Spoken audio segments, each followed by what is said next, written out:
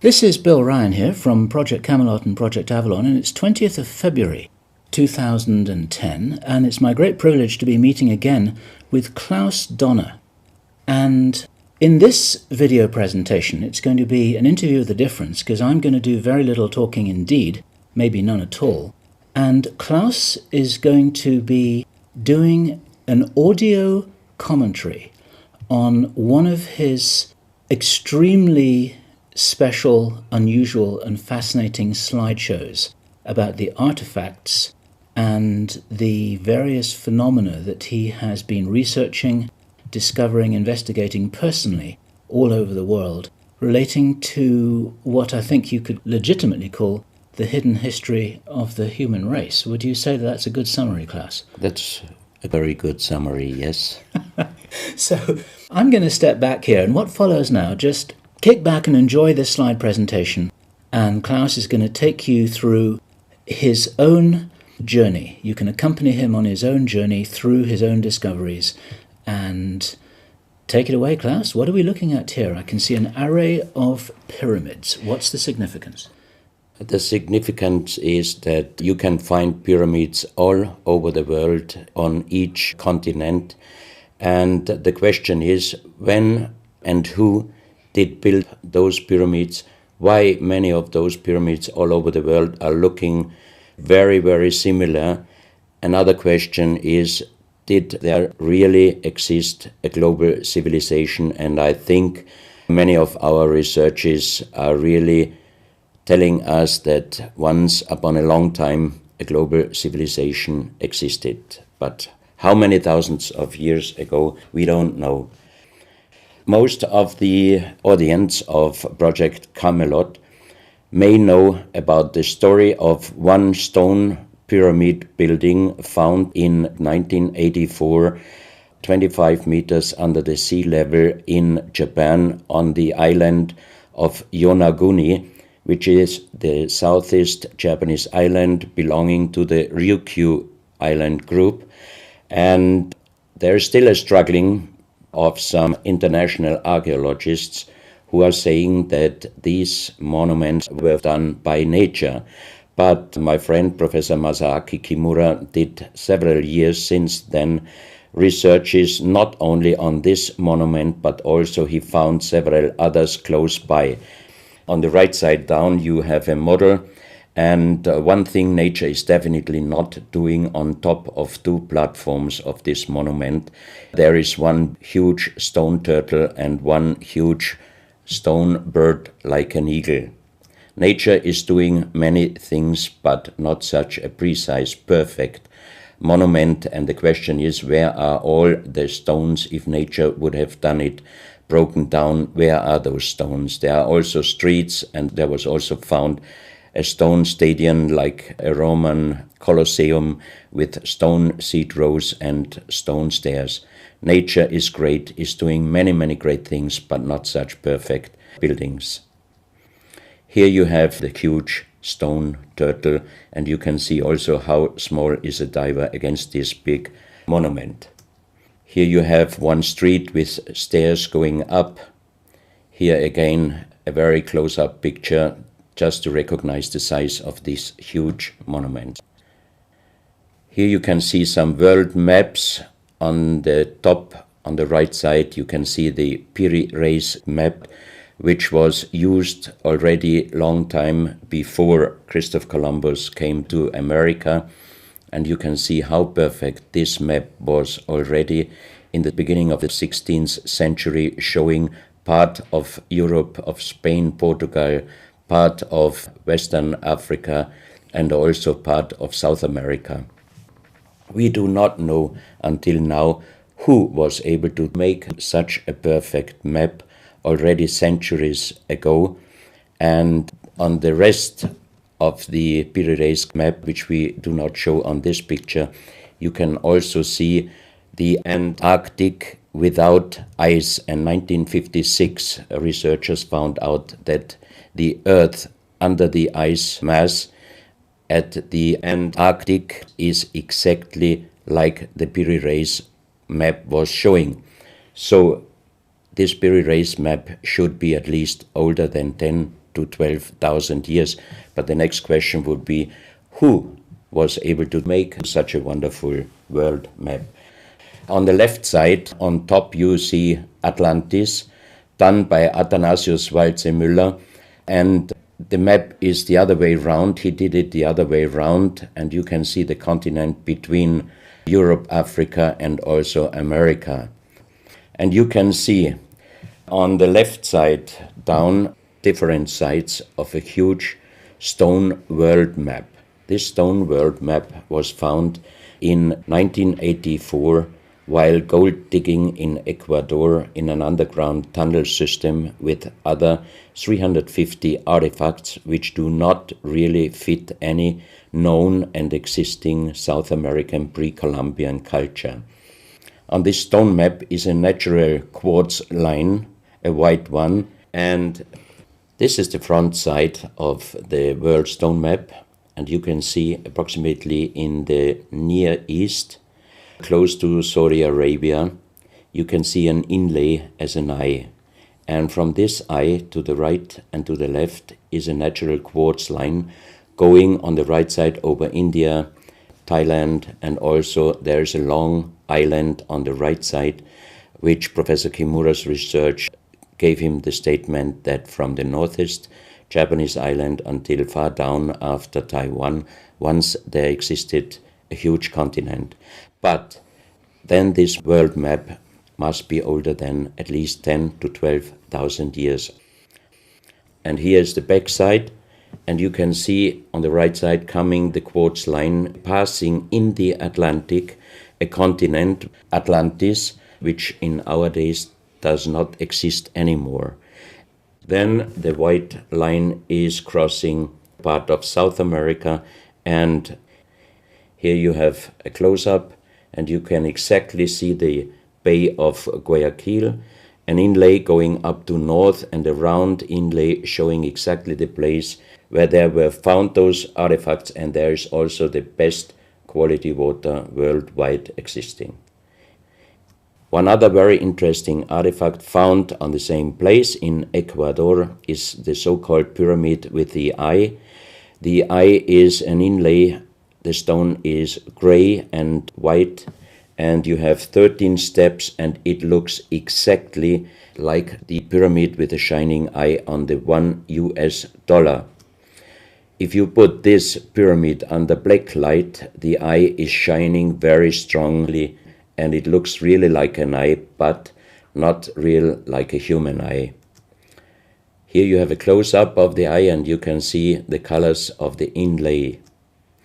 On the bottom of this pyramid, you have the inlay in little gold plates showing the Orion star constellation, and you have unknown writing. The translation of Professor Kurt Schildmann, who was the president of the German Linguistic Association, and he was perfect in more than 40 languages. He was able to translate this writing. He called it pre-Sanskrit because it is older than the oldest writing.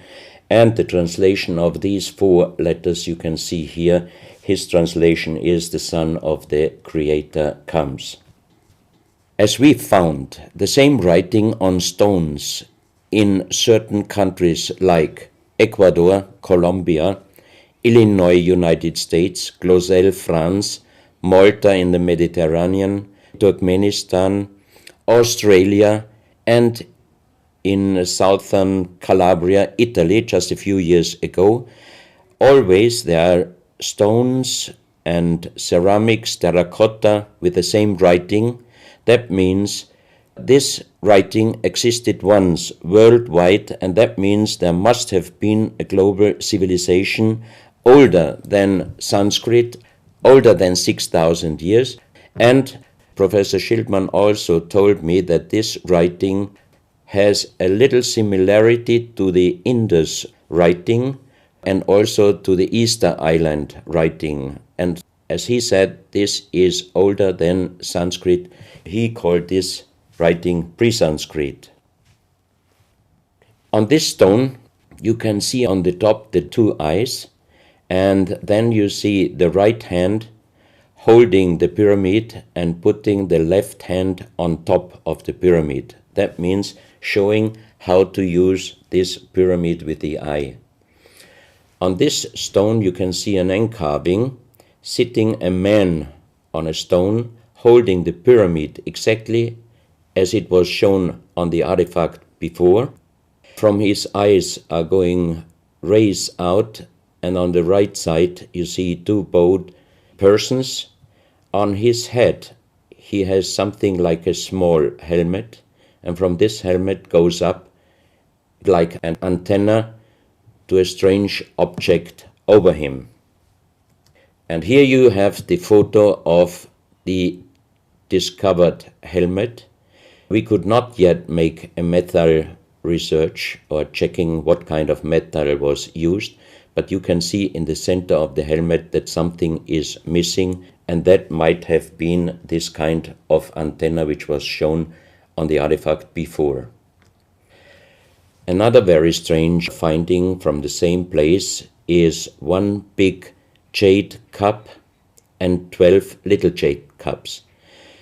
As the 12 cups are man-made and each one is a little bit different in size, if you fill them up perfectly with water and you put the 12 cups of water inside the big cup is completely filled. The next strange thing is that you can see on the little cups numbers which are looking like the Mayan numbers, but if you compare them with the Mayan numbers, you find out that there are some little differences. And on the big cup you can see a perfect inlaid star constellation, also showing the Orion and other stars. And inside the big cup it is very, very magnetic, and outside the cup nearly nothing. Professional geologists are saying this is impossible, because if a stone has metal particles inside the stone, it must be same magnetic from both sides. Here you have a close-up of the big cup, and you can see a perfect inlay of star constellations, and they are shining very brightly if you put black light on it. Here you have some small cups that you can figure out more clearly the style of the numbers inlaid in a strange material, also shining under black light. That's another piece, a jade plate with the same star constellation inlay like on the big cup, and two persons facing the sky, and on the next picture you can see that also the eyes of these two statues and the star constellation is shining very strongly under black light. This was once a hard-formed brown stone, changing the color in the center of the stone into black, which usually in nature does not happen. And you can see, if you look very close, you can see a face with closed eyes, with a mouth, the nose, a long beard and long hair. On the left side, the face and also the stone is broken. This is the reverse side of this stone.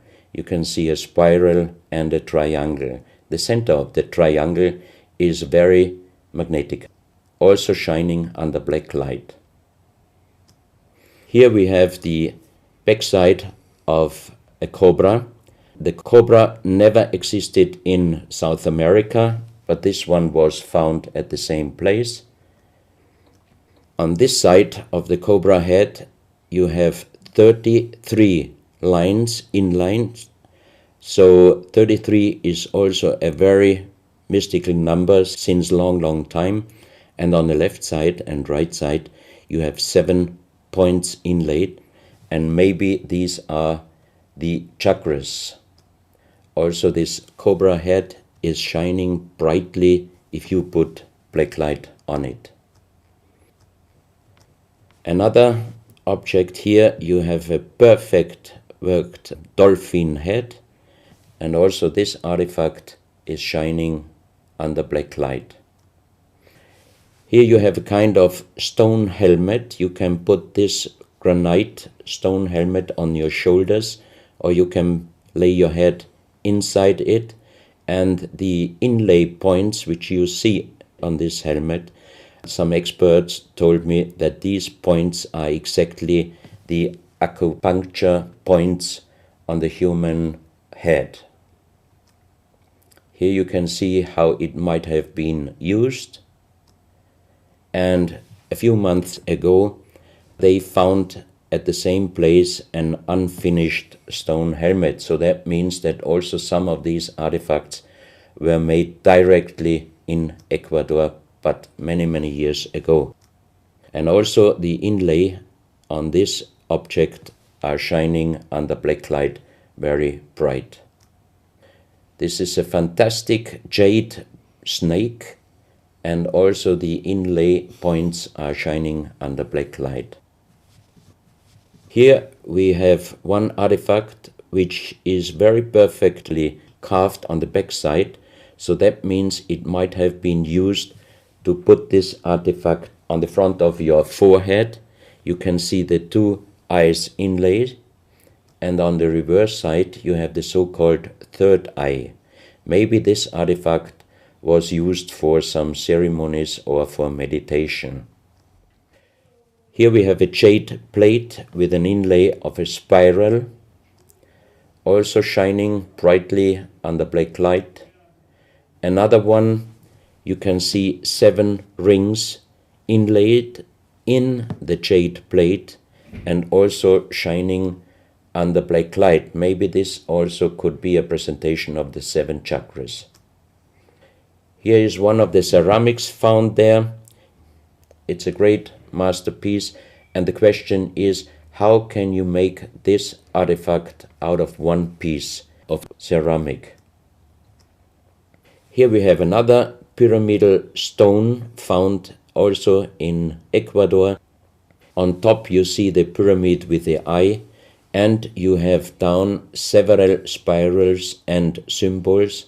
Some of them are very similar to the churchward Nakal plates, which he found 1880 in India, and the translation was talking about the sunken continent of Mu. This is a marble with another inlay of a spiral, also shining very brightly under black light. Another stone in a pyramidal form with an inlay of an eye. Here you can see again the pyramid with the eye, and on the bottom you see the Orion star constellation, the 3 Orion stars, which might focus us to the 3 pyramids in Egypt. Here you have a ceramic statue. You can see the style of sitting is not real pre-Columbian style. It looks like the lotus seat from Asia. On top of this statue you have a head with some points, and it looks quite similar to many of the Buddha presentations. He holds a snake in his mouth. The snake is a very, very mystical and very often presented object. So that means this statue is not from any existing or known pre-Columbian culture. Even the next one, you can see that how this statue is sitting, it looks more the direction of Asia. On top of his head, again a very strange head, and in the center you can see like the head of a frog. Also the frog is a very mystical animal in old South American pre-Columbian culture, but also in Africa and also in Asia. Here another ceramic statue holding a kind of plate in his left hand, and it looks also not really pre-Columbian culture. This is another very strange artifact holding a stick with a snake. Again we have the snake here, and the question is where and who this statue was done. This is a photo of the Altiplano in Bolivia. Archaeologists and researchers found out that at least before 4,000 years, there was happened a very big impact in Argentina, and the shock wave of this big impact destroyed many stone buildings in the Altiplano of Bolivia. You have here a picture of Pumapunku, a very strange place close to Tiahuanaco in Bolivia, and you see tons of stone plates with perfect work on it, destroyed. Maybe this was the reaction to the big impact in Argentina. Here you have my friend Giancarlo Bonfanti, Italian researcher, in the center of the so-called Sun Gate in Tiahuanaco in Bolivia, and some researchers write that the figurines on top of this side of the Sun Gate are showing the Venus calendar. Here you have one of the big stone plates from Pumapunku, and you can see how perfect this stonework was done. And the question is, could you do such perfect work with simple tools? Close to this area, they found skeletons with a size of 2.6 meters. And the picture on the top shows you the skull of one of these skeletons, and it looks like it is deformed, but definitely these skulls are not deformed. They are natural style, like an egg. On this photo you see how strong the jaw of those skulls were. This is a front view, and the most interesting photo is this one, because you can see that the top of the skull does not have the 3 plates which we have as Homo sapiens, and that shows us that these skeletons are not Homo sapiens. What we might be able is doing a DNA check and an age dating on these skeletons, because we are very much wondering what kind of humans did exist long time ago and how long ago.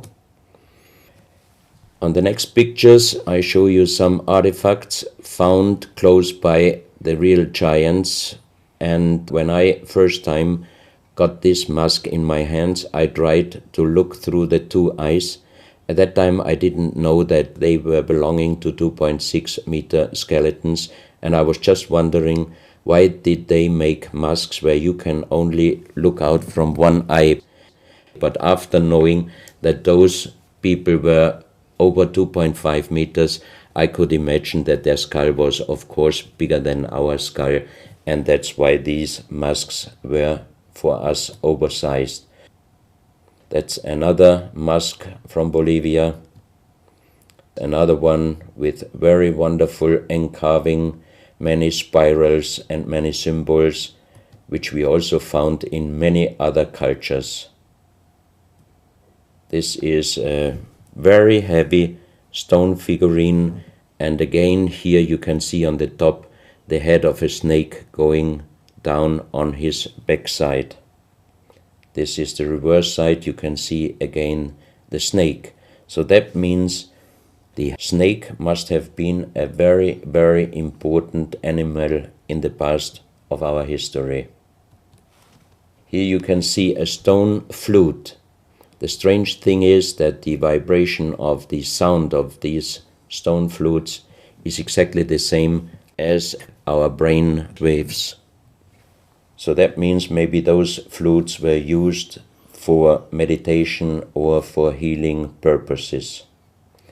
And each 2 holes are connected perfectly with each other. That means you can make perfect holes into this very, very hard stone, but how you connect with simple tools the 2 holes on the bottom, this would be even in our days a very difficult work to do.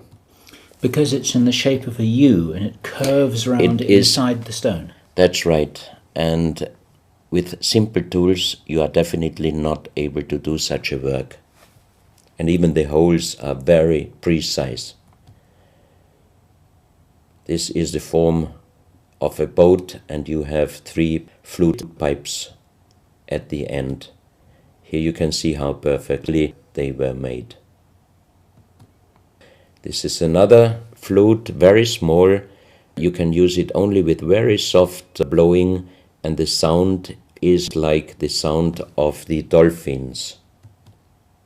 This is an artifact where we do not have any idea for what purpose it was used. Now we are in Colombia. On the next few photos, I show you very strange artifacts from Colombia in South America. The most famous industrial designer and architect in Colombia, Professor Jaime Gutierrez, is collecting strange artifacts from his country already since centuries. His most important piece is the so-called genetic disc. Here you can see a disc made out of lyddite, a very hard stone. It's nearly the same hardness as granite, but the structure of lyddite is like leaves, so it would be quite impossible to make the same disc in our days out of the same material. The diameter of this disc, we call it the genetic disc, is about 27 centimeters.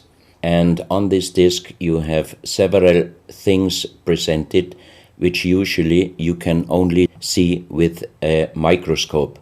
For example, on the left side, around 11 o'clock, you can see one egg, human egg, without and another with spermia. On the right side, at approximately 1 o'clock, you can see some spermias, and then you have several very strange presentations which we could not explain.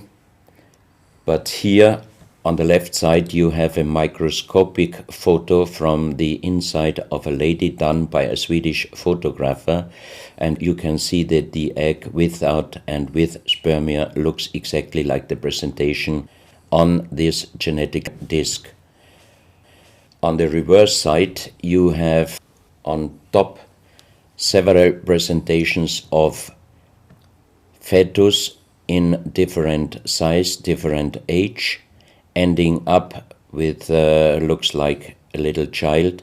You see also at the end of the plate around 6 o'clock female and male, and also on the right side around 9 o'clock you can see the presentation of man, woman and child. But the strange thing is how they present those human-like heads. Here you can see a knife done by the same material, lyddite. On top of the knife, on the handle, you have mother's head. Beyond you have the child's head, and the umbilical cord is going around the neck of the child. So that means this knife would have been used to cut the umbilical cord, saving the child's life. This is a close-up mother, child and umbilical cord. This is an instrument. It might have been used for helping the child coming out, leaving the mother, when there were some complications. And it is also made out of the same material, lyddite. You have here the vagina and the child's head coming out. And on the reverse side, you can put only your thumb inside. That means you can only use this instrument with your fingers, meaning you cannot use power. So that means it might be safer helping the child leaving the mother than our instruments we are using in our days, because sometimes the modern instruments, while being used, can damage the child's head. This, we think, is a medical instrument. It is also lyddite, and it's a perfect form. Another one, and these are other ones, they are very much smaller than shown on this photo. And when we did a material check in Vienna, the most expert worldwide checked those pieces. First of all, the material. Each one is done with lyddite, and the form itself, he checked them, and finally he said, I cannot tell you how they were done, who did they make, but the only thing I can definitely tell you, from the same material in nowadays, we cannot make the same instruments. So how old they are, we do not know, but as they were found in Colombia, and they do not fit any existing pre-Columbian culture, we must consider that those artifacts are at least older than 6,000 years. But we cannot explain what kind of technology they did use to be able to make such instruments and such tools made with lyddite. You can see each piece fits exactly every kind of hand, never mind how big the size of the hand was. Each instrument, each tool fits exactly each hand which was using those instruments. This face looks a little bit like the Maui, the big stone statues from Easter Island. Here you have a close-up. This, in joking, I call it the dentist chair. Perfectly done, but again, same material, lyddite. And the strange question is, why, if they could make such perfect figurines out of this very difficult material, why did they show the human face always with big round eyes and a little nose and a big mouth? There is no real explanation possible. This is again one piece from Colombia, lyddite. On the front side you see the mother holding the baby, and on the back side you see the man with armors, most probably for hunting. This stone figurine was found in Colombia. It looks exactly like the Maui statues from Easter Island, but it is only about 30 centimeters in size. This is another masterpiece of stonework. You have on both sides presented one bird, but if you look at the front side, you can see that the two birds presenting a face, and on the left side, between the bird's head and the wings, you see again this unknown writing which we found on stones from all over the world. This is the mother holding a child, very strange face, and it's a kind of jade material. This is another stone from Colombia showing an armadillo. On top of the armadillo you can see a strange face with long ear and two horns on top. On this artifact you can see a smiling face on top. You have two triangles on this side, and on the other side, on the right side, you have a face. Again, the animal face on the right side, and some unknown symbols. And on the bottom of this object you see an animal, looks like a crocodile. Now we are moving to Guinea, West Africa, very close to the border with Mali. They found on a huge granite mountain the half portrait of a lady done in granite stone, and the size of this statue from top of the head until the middle of the torso is exactly 150 meters. So this is a real big question. who might have been able to do such a huge granite half-portrait in a mountain at least 10 to 12,000 years ago, because the Italian geologist Professor Pittoni was on the spot. He did these photos and he checked the earth on the bottom of this mountain, and his calculation was that this stone monument must have been done at least 10 to 12,000 years ago.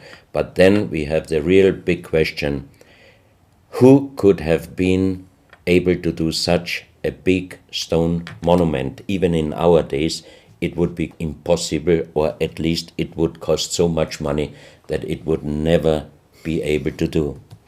And if you look at the close-up of the face, some experts told me that this face definitely is not European, but also, of course, not black African. It must be either South American or Asian culture. But then again, we are at the point 10 to 12,000 years ago.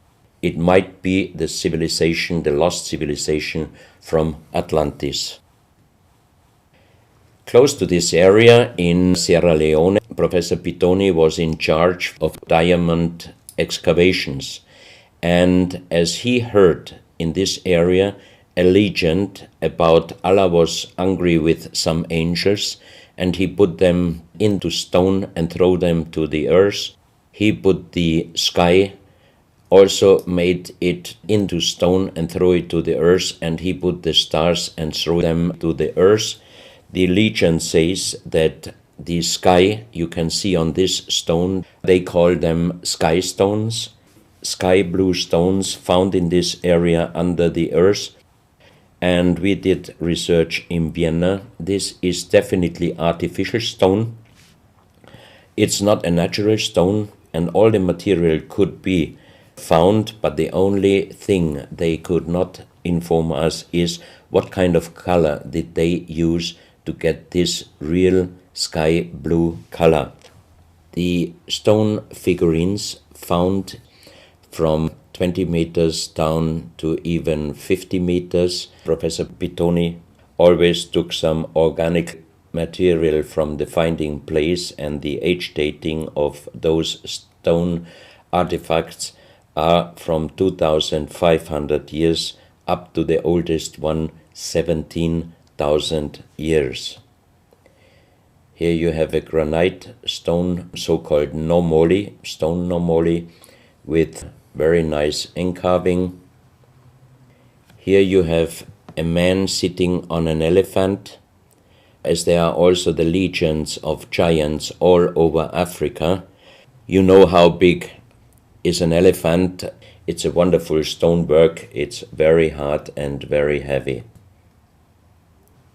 There are also some artifacts showing half human or human with the head of a reptile, holding a kind of pot in their hand, and they could put something inside this pot, and also on top of several nomolis there is a hole for putting something inside, and most probably they were used for ceremonies. Here you have a kind of animal. It looks like a dinosaur. And when Professor Pittoni found this statue, it was making a strange noise. So he opened the statue, and they found inside the small black ball you can see on the bottom of the statue, and this was iron material. When we did the research on this artifact, and especially on this metal ball, next morning the professor called me and told me that somebody must have done a bad joke to me. I asked why, because the result of the research was this metal material is chrome steel, and chrome steel was found first time at the beginning of the 20th century in Austria. That means it was impossible inside a statue with the age of approximately 17,000 years. But when I called immediately Professor Pittoni, he was laughing and he said, I'm a geologist. If a statue is making a strange sound, I do not open it just right away, but I did several X-rays, and you can see here on the right picture one of the X-ray photos, and you see that inside the closed statue already the round ball, the chrome steel ball, was existing. On this X-ray photo you can see exactly, and also Professor Pittoni saw that this statue in former days already was opened but perfectly closed again, and he called a specialist who opened it exactly concerning this photo, the small stone ball which was closing the hole inside, and you can see that the metal ball was already existing. Some of you might have watched several pictures, photos on the internet of giant skeletons found in desert, in India, in China and other places. Most of those photos were competition photos to present Photoshop. Perfectly done. I also was quite impressed when I received first time one of those photos, but these photos I'm showing you now, they are definitely not coming out from a Photoshop competition. These photos are real skulls and skeletons. This skull was found in a tunnel system underground in Colombia. The skull is dated up to 11,000 years. The skull is bigger than normal skull, and the front teeth of the jaw are lined up in a different way than our teeth. Something that occurs to me here is that there's a very strong, pronounced jaw. It's a very prominent jawline, very prominent chin. And here you see a photograph that was shown to us by a Project Camelot insider. Now, this isn't a real photograph. This is a scene from the old Arnold Schwarzenegger movie Conan the Barbarian. And what you're seeing here is a special effect on the actor James Earl Jones. The critical thing here is the shape of the jawline. Our witness, who had spent time with the Anunnaki in real time, in the present day, said that one of the things that characterizes them, besides their size, which he says was 8 or 9 feet tall, he said they're very large and they're very strong and they look larger than that. But that's round about their height, which matches exactly the 2.6 meters that Klaus has been talking about. He said this is a very prominent, strong jawline, and this is what strikes me about these skeletons, these skulls here that we're looking at right now. Didn't know. No, you need to know this. Back to Klaus. So once again, here you have a very old photo done in a museum in La Valletta in Malta, and it shows several long skulls, and the explanation is deformed skulls, but they are very long, going to the back. This is one of several very, very strange skulls. They are presented in a small museum in Ica in Peru. Ica is located close to the famous Nazca lines, and the museum is called Museo Maria Reiche, the German lady who was researching her whole life about the Nazca lines. And in this museum you can see the most strange skulls I ever saw, all found in this area close to the Nazca lines. So the question is, what kind of humans were living there, and how did they get those skull forms? And especially this one, definitely several doctors and experts told me it would not be possible to create such a kind of deformation, because through deformation you do not get the double bone material on the skull, and on this skull even you have particles of the skin and hairs, and I think it would not be difficult to do a age dating and especially a DNA analysis of this skull. On this picture, I show you some legendary skeleton forms of giants. In the year of 1964, in the south of Ecuador, in the province Loja, there broke down a part of a mountain platform, and Father Carlos Vaca, who was working as a priest in hospitals, he was called to this place and he found the broken bones of a giant. Good. Well, Klaus, I asked you if you would take us on a journey, and for the last nearly an hour, I think it is, you've taken us on a fascinating journey not only around the world, but through time, back as long ago as 17,000 years. And it's a real reminder of how little we know about what our history really is. These are important pieces of an important puzzle, and you're doing an enormous amount to raise people's awareness of what it is that we're not shown in many museums, what it is that we don't read in anthropological textbooks, and what it is that many university professors still refuse to recognize. And thank you so much for your part in helping to raise our own understanding of our history on planet Earth. Klaus, thank you.